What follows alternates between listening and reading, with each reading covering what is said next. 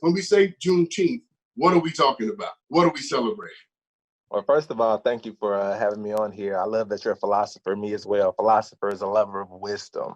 And I love the fact that you love wisdom as much as I do. So yeah, what is Juneteenth?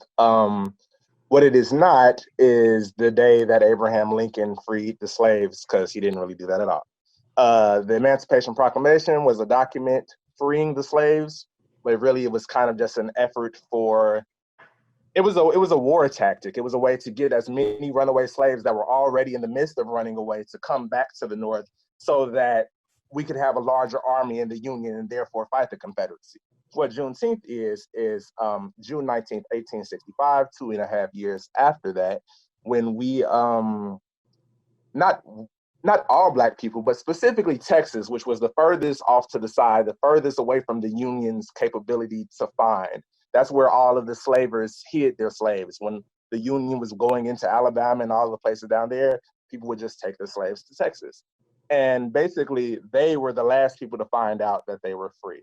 And so this June 19th celebration is basically a celebration of the day that the furthest away slaves found out that they were indeed not slaves anymore. The Charity, you pick up on something that I think is significant that's often missed in this discussion, because when Lincoln issued the Emancipation Proclamation, he essentially freed slaves in a part of the country, or enslaved people rather, in a part of the country that he had no control of.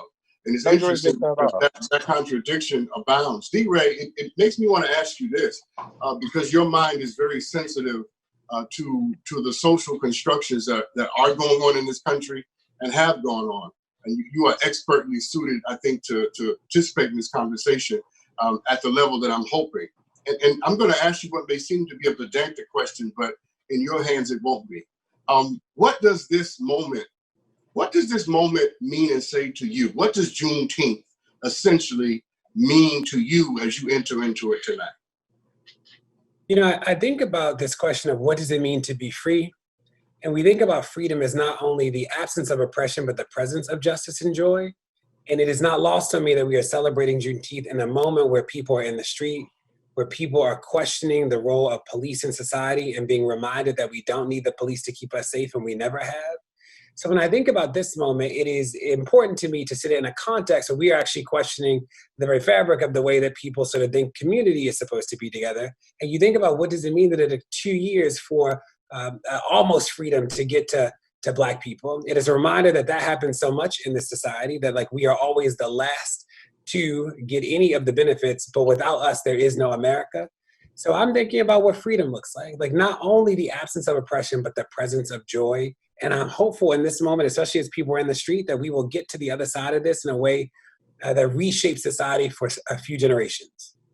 No, it's a rich answer, and not the least of which because you said something that I've been thinking about all day long. That's why I'm so glad I asked you that question, because I've been wrestling with the tension. MCKESSON, I'm going to ask you this. I've been wrestling with the tension of, you know, had there been no slavery, there would have been no need for emancipation. No emancipation, no need for anybody to hear about it. And one of the strange tensions, and DERAY points to this, one of the strange ironies of the moment is that, you know, the fact that we even have to celebrate this, the fact that this even happened is a ridiculous proposition. Here's my question to you. Is this a celebration of trauma? Wow, I don't think I've ever heard the question like that. Absolutely. So we have to start to look at how trauma has been embedded into the way we show up. So economically, you know, patterns and behaviors, how we parent, our communication style, everything that we are today has been systemically a result of the trauma that our parents have experienced. So I don't know that we are truly living in the freedom, in the joy that is freedom, because we have all of these layers that have not been addressed. And every single time we're faced with another shooting, another protest, we revisit that trauma every single time. So it's kind of like one foot in the door and one foot out. It's very hard to just say, yes, it's just joy and freedom, but everyday African Americans are reliving their trauma. And so this celebration is just a reminder that we're there, but we're not there yet. MCKESSON, I'm going to follow up with you, and I'm going to go to TJ. But I want to follow up with you and ask you a question that again, you are uniquely suited to answer. And that is, in the moment in which we find ourselves, the current climate, political, cultural climate we find ourselves in, is it not the case, and you tell me if you agree with this, is it not the case that when you've been besieged, when you've had to watch Black men die publicly, when you've had to take up arms, as it were, not literal arms, but political arms and social and cultural arms, and fight for the things you should already have, isn't it important that we have some time to celebrate? That's the tension for me. On the one hand, I'm thinking we got to keep our foot on the gas, but on the other hand, a march was wrong. There can't be a perpetual revolution. People can't perpetually revolt. At some point, we gotta love. We gotta get a hug. At some point, we have to come to some balance. Am I wrong? You're not wrong, but it goes back to my initial statement, is that if we are truly going to address the issues, and as a therapist, when somebody comes into my office, you don't just get to talk about one thing. We look at the entire picture. So are we addressing all of the layers? Are we just celebrating the surface of freedom? Are we just, grazing over it without really looking at our family patterns, our economic patterns, it has to be a deeper dive, because then this is short-lived. Yeah, you're absolutely right. I love DERAY's definition of freedom, to which I would only add that for me, freedom is the right to be yourself, and then it is the opportunity to be greater than what you are. There has to be right and opportunity present, as far as I'm concerned, in addition to what DERAY has given us tonight, in order for freedom to be maximized and actualized in such a way. TJ, it makes me want to ask you this. Because one of the strange things about Black folks in this country, TJ, is that we have an alternative calendar. It's almost as if the nation has a calendar that it runs on, but we have our own. Here's my question, and let this question do its work on you any way it wishes.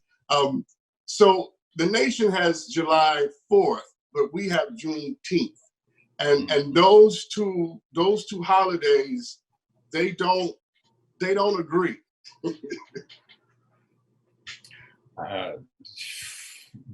Listen, I couldn't agree more. It's because it speaks to two different populations. It's not, July 4th was not designed for us. When July 4th came around, it was not, we didn't take part in that celebration. That was not something to celebrate us, whereas Juneteenth was designed to do that. It was to celebrate, as many of us have mentioned so far, it was to celebrate where we have come and the work that still needs to be done in the future.